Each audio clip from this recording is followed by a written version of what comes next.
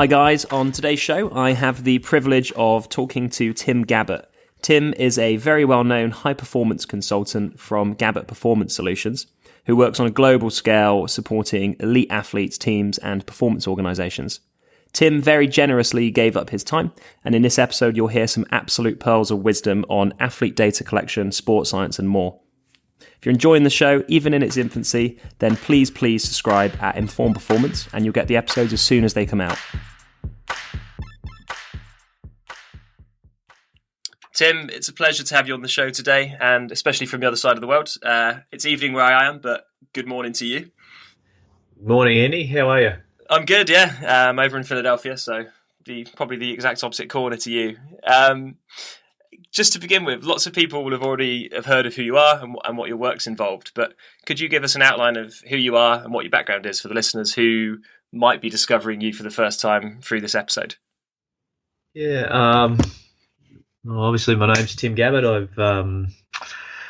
I've been involved in sport a long time, and that's pretty much what I've built my career around, is working in sport, working with athletes and coaches. And at the moment I run my own business where I consult to high-performance organisations. So whether it's sporting organisations, whether it's military, or whether it's kind of artistic organisations, circus and dance, they're the kind of things we work on at the moment. We're basically anything with a performance element to it, and we have a group of people who are trying to get better. Then we try and work with them to help them achieve that goal.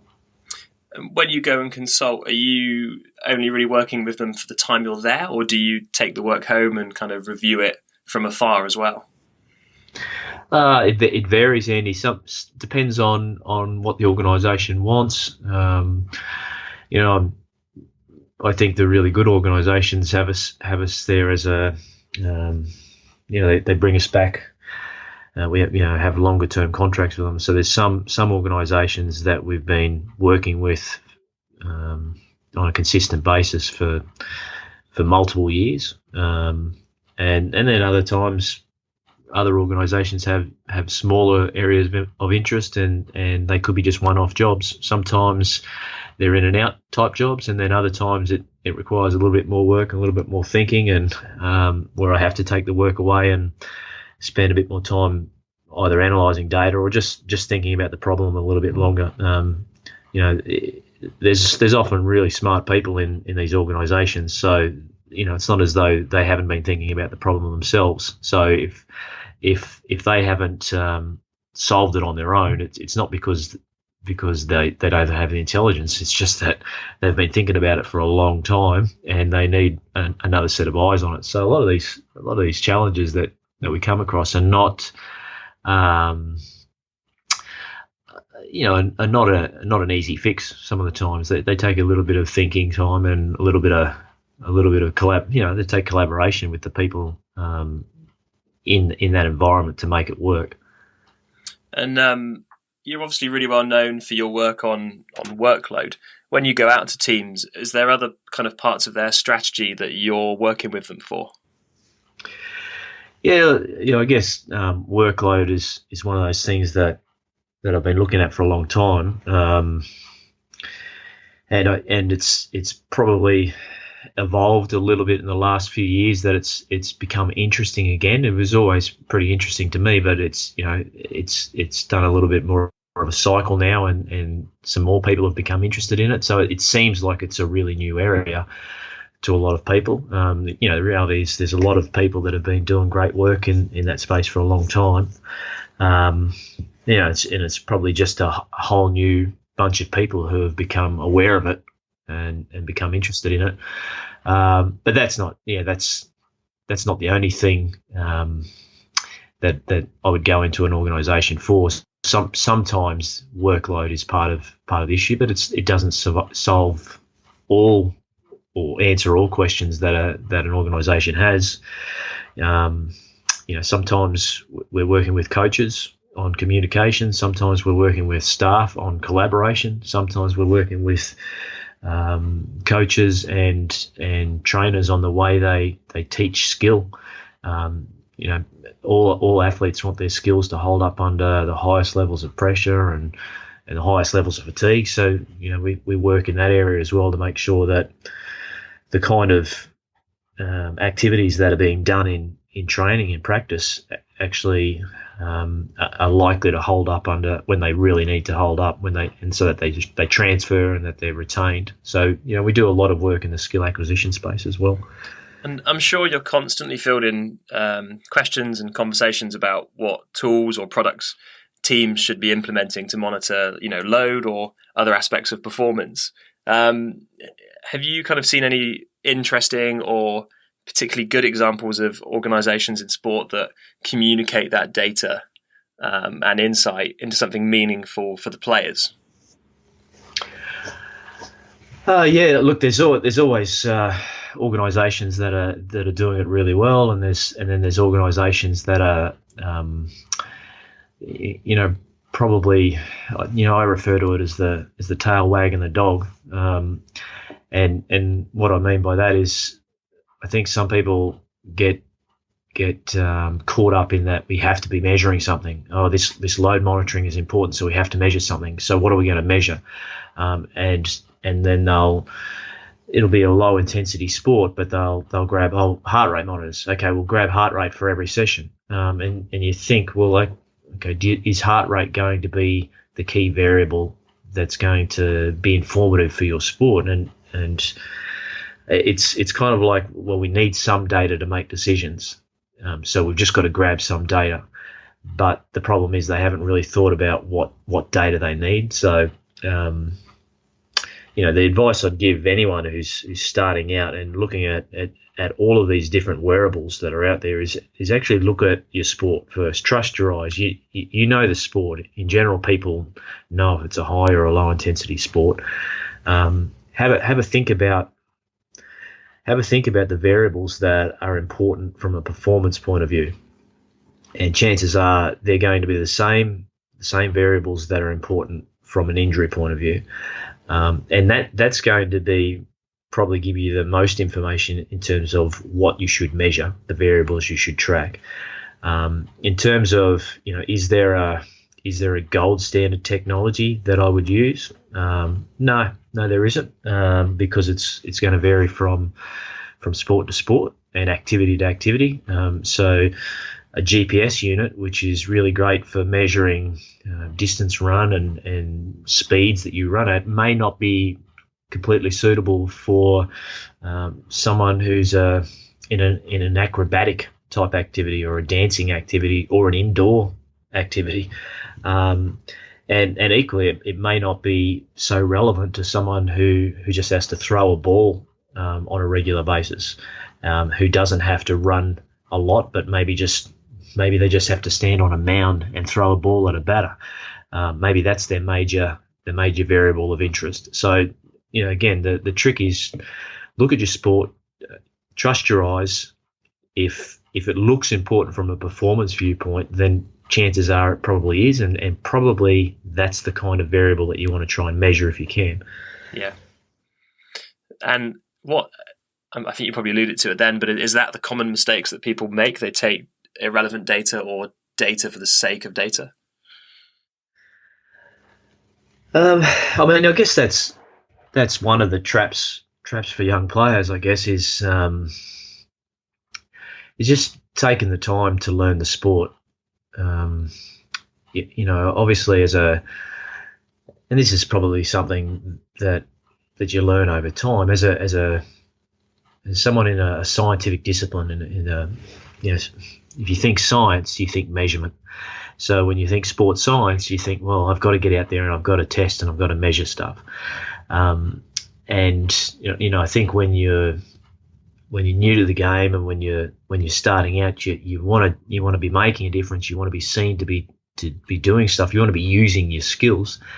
But a big part of being able to use those skills effectively is just taking the time to work out what's important to measure. So, I often tell stories of how some of the best science I've ever done is when I've measured nothing at all, and all it involves is standing next to a coach at training and just listening to the words he's using, listening to the things that are important to him, or after training, having a coffee with a coach or the training staff after practice, and just working out what our key problems are. What are the issues for this particular athlete or this particular team. Now that's going to be far more informative in the long run. It may take you a little bit longer to get to where you want to go, but in the long run, it's going to be far more effective than if you just try and jump in there, measure something, and not actually take the time to learn the sport and learn what the real issues are in the sport. We'll dig into some specifics, but for people hearing about your work and the acute chronic workload ratio work, to give it some context, could you describe the kind of basic concepts of it? Yeah, well, we're all interested in training load, because good training load, effective training load, or well designed programs underpin physiological adaptation. So if you have it's kind of like a big rock that I look at as if you get your training load right, then it's one of those big rocks that can actually help you improve. Now, for a long time, training load was kind of a confusing issue, because we knew we had to train to get fit, but there was also this view that every time someone got injured or everyone performed poorly or experienced some sort of looked fatigued, looked tired, well, his training loads are too high, his loads are too high. So it was like training load was this really good guy that could get you fit and get you strong and performing well, but it was also this evil guy as well that caused all these negative things. And of course, it's probably both right. If you train appropriately and you build load systematically, then you can develop robust athletes who are able to perform under high levels of pressure and high levels of stress. Equally, if you don't train appropriately, if you throw too much load at an athlete before they're ready to handle that load, then it increases your risk of underperformance. It increases your risk of injury. So the whole concept of the acute chronic workload ratio, which is also referred to as training stress balance from Andy Colgan's work, is we take the load that someone has done over a short period of time, and we refer to that as acute load. And acute load is analogous to fatigue. It comes and goes pretty quickly. Whereas chronic load is the load that you've performed over a longer period of time, and it takes a longer time to develop fitness. So we tend to look at chronic load as analogous to fitness, and chronic load being a longer training load score. Then we just take the ratio between the two. You put acute load over a chronic load, and it gives you a ratio of what you've done in the most recent week compared to what you've been prepared for over a longer period of time. So the idea is you can look at your athlete at any point in time, and you can say whether the loading that they've done in this recent period of time, whether it's likely to be associated with physical development or excessive fatigue. And you mentioned earlier how you approach selecting the right metrics earlier. How do you determine the best time frame for what constitutes as acute or chronic for, say, different sports? Well, we don't really know what the optimum window is. In an acute sense, it could be as short as one session or one day. It could be as long as say a week. Typically, chronic load tends to be a little bit longer. We'd say anywhere between 3 and 6 weeks, because to get adaptation in most physical qualities, not all physical qualities, but most physical qualities, it takes a little bit longer. So generally 3 weeks is kind of what we would look at as a minimum chronic load. But there's a couple of things there. There's some studies that have compared the original 1 week and 4 weeks versus a number of different acute windows from 2 days up to 9 days, and a number of different chronic windows from 3 weeks up to 8 weeks. And all of these different combinations of acute and chronic windows offered no better relationship with injury than the original 1 week and 4 week. So, it may be that, we're trying to find these optimum windows, and, at least statistically from a research point of view, when we look at large samples, there doesn't seem to be a lot of difference. But in saying that, I think most of us would also agree that different sports are going to have different challenges. So a one game a week sport is likely to have a different kind of challenge than a sport that plays 5 games in a week or 6 games in 7 days. So it may be that you change your window based on some sort of logical cycle. So if you're looking at a starting pitcher who pitches every 5 days, then maybe your acute window is a 5-day cycle. You might just have to play around with it for your sport. The final thing there is, we have these windows that we pick, and we've picked 1 week and 4 weeks, but all of us know that athletes adapt at different rates. A 1 week acute window or a 4 week chronic window might be perfect for me, but it may not be the right cycle for you. And when it comes to finding out what that right cycle is for individual athletes, then it's going to be a little bit of trial and error.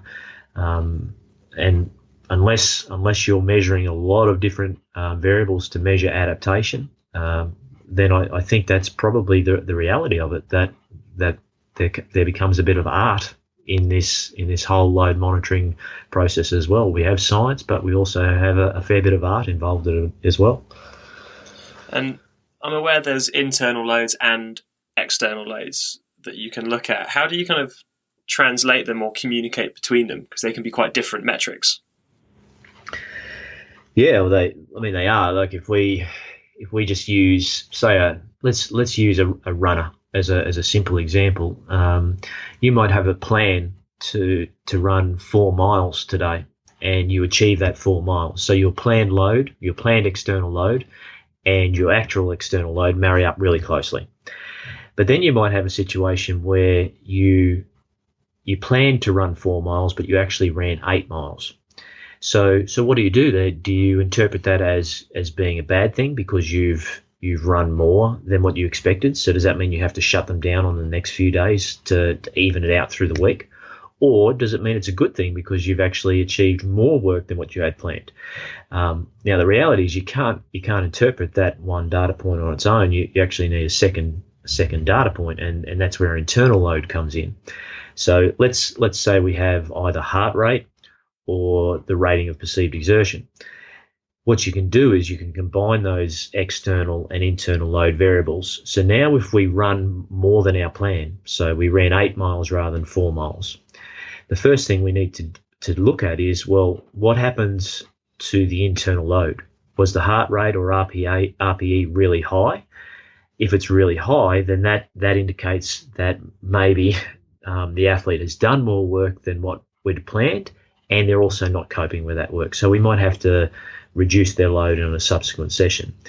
But equally, if they've done more work and their RPE or heart rate is lower than what we'd expected, that's actually a good thing. That indicates adaptation, because they're doing more work, but they're getting more work out with less stress. So that's exactly what you want from your athlete. So the idea there is, firstly, don't use one piece of information alone to make your decisions. Try and use a few more pieces of information before you make a training decision. But it's a really simple way of combining external and internal load to look at either increases or decreases in load, or adaptation or maladaptation. That's really helpful. A question I was thinking of earlier actually was, is there a difference in the approach we should take between managing, say, upper body limb loads and lower body limb loads? If we were looking at something like the gym, sometimes lower limb exercises can involve more weight on the bar, as an example. How do we kind of navigate through that? Yeah, potentially. And this is one of the things that it's kind of where do we take some of this research? Well, it could go in a lot of different directions. What we have at the moment is probably let's say 20 to 25 studies that have consistently shown that spikes in load increase injury risk, and the majority of these studies have come from team sport athletes from a wide range of research groups, a wide range of sports. But then the question then is, well, as you say, can the upper body handle less load than the lower body? What are some of the moderating factors that allow some athletes to handle spikes in load where others can't? We know that at least from a high intensity or a high speed running viewpoint, that if you're stronger, if you're aerobically fitter, and if you have higher chronic loads, you tend to be protected against spikes in load. You tend to have a lower risk when you spike loads. So the question I would have is, do we have a similar sort of relationship with upper body loads? So if we have a baseball pitcher who is stronger, whatever your strength metrics are, maybe if they have greater muscular endurance, does that actually set them up to handle greater pitching loads or greater spikes in pitching load when they need to get on the mound?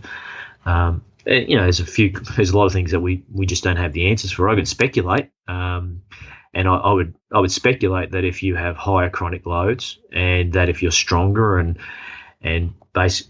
potentially have greater muscular endurance, then potentially you would handle spikes in pitching load better than if you didn't have those moderating factors. But again, I'm speculating because as far as I'm aware, the research hasn't been done.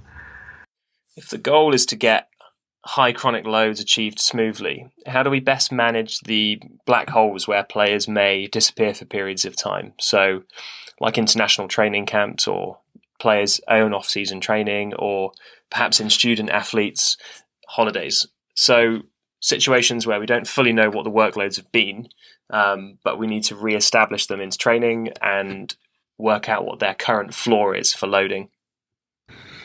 Yeah, that's always the challenge we've got, is what happens there, because we can't, whether it be CBA or whether it be the college rules that prevent athletes being monitored, it is what it is. I think if what we've got to consider there is, okay, is monitoring important? Well, most of us would say yes. So then we have to find a way to monitor our athletes, or put some ownership back on them to say, you can monitor this information. But we also, and we can do that through session RPEs, we can get an indication of how much work they've done, and we can also break down the type of work they've done. That's easy enough.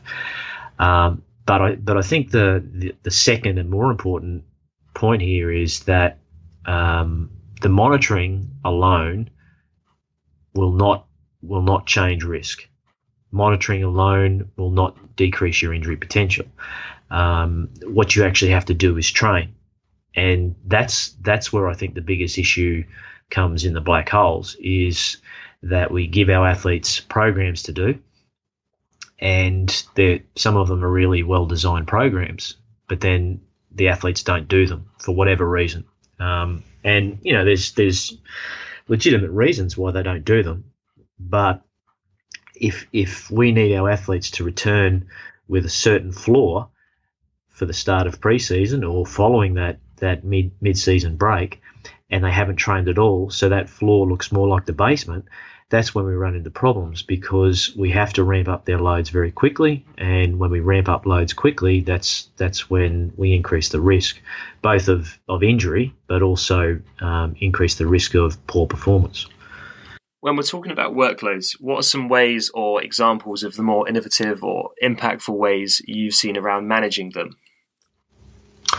Yeah, look, the best programs, I won't mention the team, but if he's listening, he'll know who he is anyway. There's there's a person in the States who's worked with a hockey team that we've worked with for a long time, and one of the big things, or one of the things that he does really well, is that he understands sport. So he's not trying to make it a lab. He's trying to help these athletes perform at as high a level as possible, as often as possible when they need to get on the ice. And rather than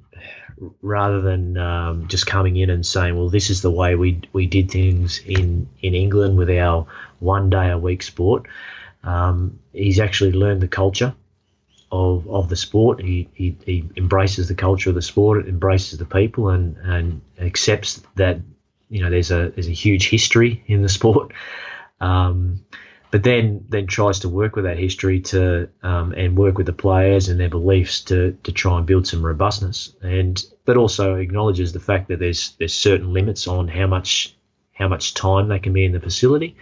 There's certain limits around how much time he can devote to strength and conditioning, and also how much time the players actually need to be on the ice for the coaches practicing. And he manages to make it work where they can get some strength and conditioning in, but it's almost like a pre-activation for their on ice work, and it's a continual microdose of strength training. So it's not just a situation of managing players game to game and trying to manage recovery. What they're actually trying to do is prevent the detraining process from happening. They're maintaining chronic loads, maintaining strength. By doing that, it improves the athlete's ability to recover, because we know stronger athletes recover quicker. We know that they get stronger athletes have less muscle damage or lower CKs post game.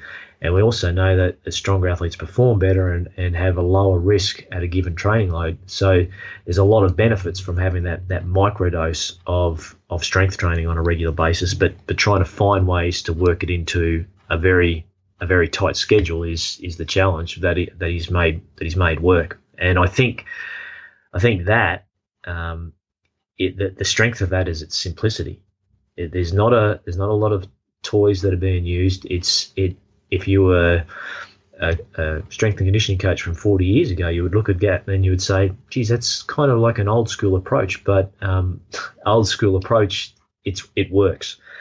And what I do see with a lot of teams that seems to struggle with injuries, or they're chasing this ideal variable to measure. We've got to measure something. They kind of can't see the forest for the trees because they're chasing that, and the answer's right in front of them. They're actually not training anymore. They're just trying to monitor everything, but they're not training, so they're not actually monitoring anything anyway. So it's again, it's a case of the tail wagging the dog. And without meaning to put you on the spot, if you were in charge of let's say a Premier League performance department in football or soccer, how would your team use data to influence programming or injury risk minimization? Well, I probably wouldn't get bogged down with too much data, actually. I would use it, but I actually feel like getting to know the players and finding out what makes them tick is probably going to be more impactful than any data than we can measure. And that's not to say the data is not important, but I feel like the missing part of the puzzle is the relationship part, that you can't just look at a number and say, oh, computer says no, you're not training today, or computer says yes, you need to do 100 accelerations because you haven't had enough accelerations, so we're just going to run you up and down over a 2 or 3 meter distance back and forth so we can get your accelerations up.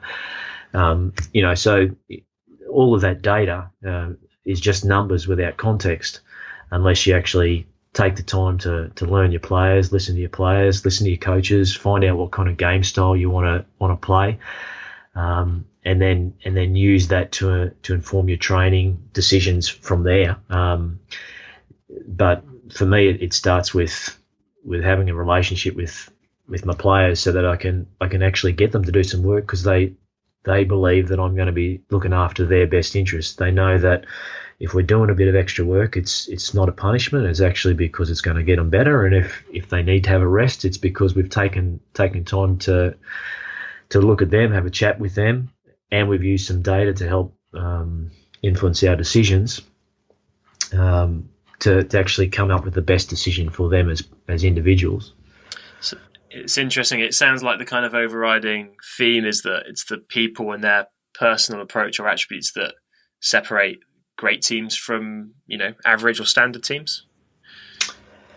Look, I mean, that's my opinion. If you interviewed another 20 signers, they'd probably tell you 20 different things, I suppose. And I guess if you interviewed me 20 years ago, I would probably say that I would definitely tell you that I measured a lot more then than I do now. But I had to go through working with a team that didn't have a lot of resources to get to that point, and realise that it was probably some of the best sports science I was able to do, but I had the least amount of resources to do it. And the reason it worked well was because I trusted the players, and they trusted me, and they knew that I had their best interests at heart, and that I wouldn't ask them to do anything that I couldn't do myself, and that they were going to be pushed pretty hard, but they were also going to get recovery on the back of it. And when they achieved things, they knew I was looking for, I was as excited for them about them achieving things as they were. So part of that is, it's a hard one to quantify, but with all the technology that's out there, and the technology is great. It's actually, if we think of where we were in 2000 with our heads in cameras instead of using GPS to track player movements, we've come a long way.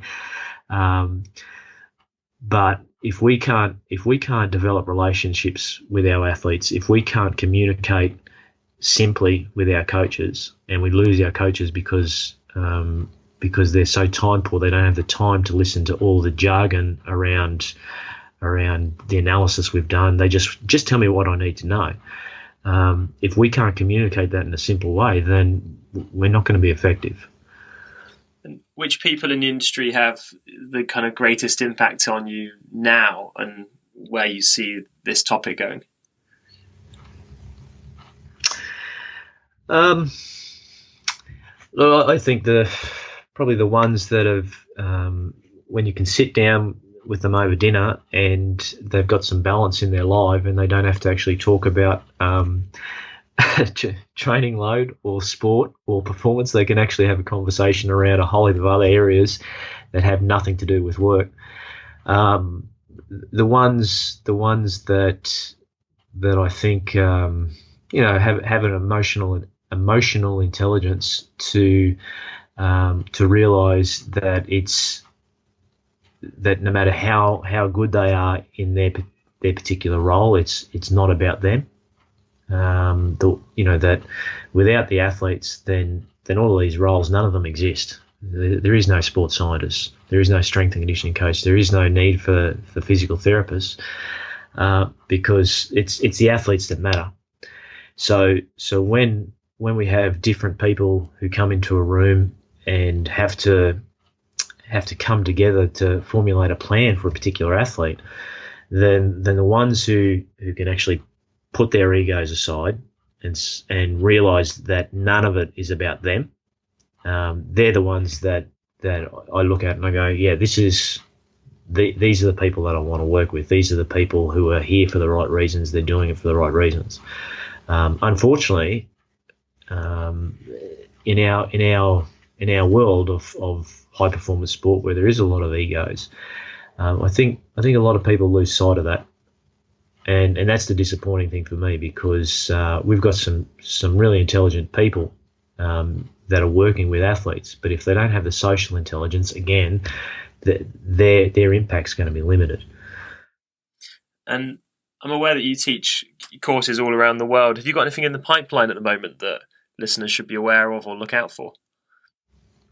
Yeah, look, there's a course pretty much popping up everywhere. So January, February next year, we'll be in New York and Utah actually. So uh, these are like 2 day courses. They're the idea is to take the evidence on training load, and what I try and do is focus on peer reviewed evidence. And the trick with peer reviewed evidence is a lot of those studies are hard to read. So it's about taking the peer-reviewed evidence and presenting in a practical way, in a user-friendly way. So, and with a lot of focus groups and problem-solving activities, so that when you walk out of that course on the Sunday afternoon and you go back to work on Monday morning, you've got some skills that you can apply straight away with your athletes that you're working with in your teams or your clinics. And is that suitable for, obviously sports scientists, but strength conditioning coaches, physiotherapists? Is it kind of relevant to anybody in the industry? Well, it's a really interesting one. Yeah, obviously sports scientists, strength and conditioning coaches come along. Physical therapists come along all the time. And we have chiropractors come along, sports chiropractors, athletic trainers. In some of the recent ones that we've done, we've had coaches in the room and even athletes. We've had athletes contributing to panel discussions. So now we've got a situation where all the key players, even the GMs are coming along. We've got all the key players in an organisation coming along and listening to the language of load, understanding that load is a good thing, that we don't have to be fearful of load. We need to be respectful of it, but we don't need to be fearful of it. And some of the coaches that are spending 2 days in these workshops, they're driving the focus groups. So they're not sitting back on their hands going, oh, geez, counting the seconds until this is over. We're talking about, okay, I want you to build a rehab program from the ground up, and we've got a coach in there driving an early stage rehab program. And to me, that's the real success of it, where we've got a coach who's prepared to put himself out there and say, look, I don't know everything, but this is how I'm going to attack this. Give me some feedback. Here's some principles that I'm using that I've learned from the course. Give me some feedback. How can I improve it? And when we get people from different professions understanding the challenges of those different professions, but also understanding the value of good loading, that's when we get to a position where we're going to get even better performances than what we're getting now. We're going to have a team that respectfully debate.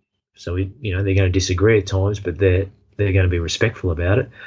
And we're going to give our athletes a chance to thrive on a really big stage. That to me is the exciting part, and that's what, if you're involved in sport, that's what we're all driving towards. We all want great performances. So that's the exciting part for me, when we get all those people in the one room talking with each other. Sounds enormously constructive and positive. Where's the best place for people to follow you online? Look, we've got a website, gabbettperformance.com. So we'll put all our workshops, we'll put some blogs and some peer-reviewed articles when we can. We put them up online. Of course, anyone who wants access to any of the research that we've done, all they have to do is drop me an email, and I'll send you any paper you want. I'll even send you papers you don't want. So you can have as many papers as you like to read.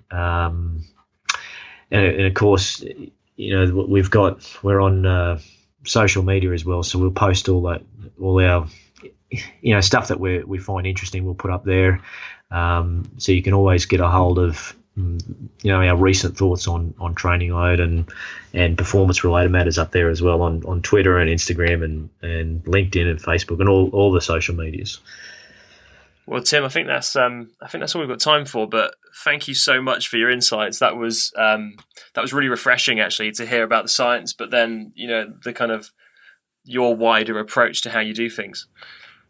No, it's my pleasure. Look, I